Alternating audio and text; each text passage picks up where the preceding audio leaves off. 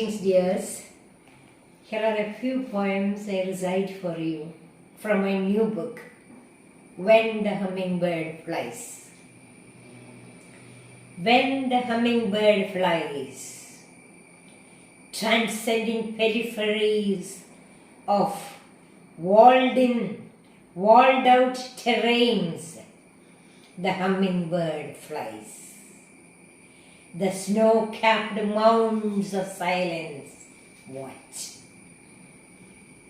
Their unexpected agony melts out. The valley below burns. The river buds naked.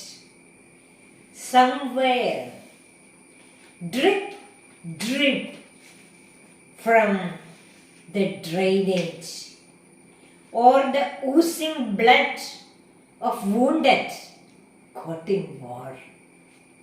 Blast, blurring smoke. The agony heightens with helpless cries of children, women.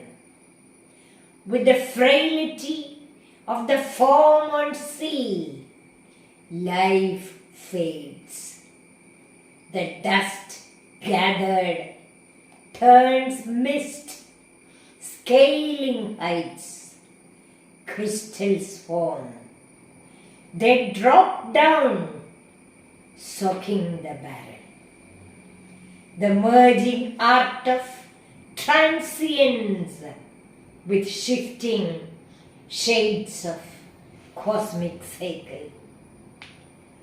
The hums of the singing bird, all knowing, all seeing, wafting in frisons of hope, renewal, solace, peace.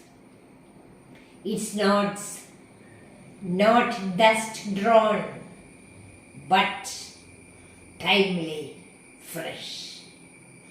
It resonates the earth, the sky, the cosmos. Thank you. I go into another one about the rampant depletion. Depletion. How fast our villages grow into cities, facilitating access to schools, hospitals, malls. But who is there to benefit, to live, save some on return for a holiday from abroad? The youth have fled, some grey, palsied heads remain. The riverbeds dry up as greedy construction mounds. Flats and skyscrapers fill up the empty expanse, meadows silent, where children once played with shouts and shrieks.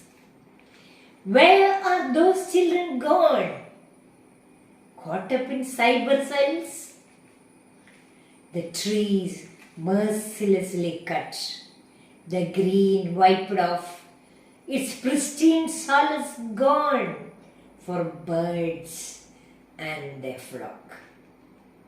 Spruced up mini green gardens, decking mall friends, its front yard in synthetic aura. The inorganic abounds in attractive labels. How much of this, Lord, this earth can hold? People, behold, this wreck is no mere growth, but the shipwrecks of a culture, habitat.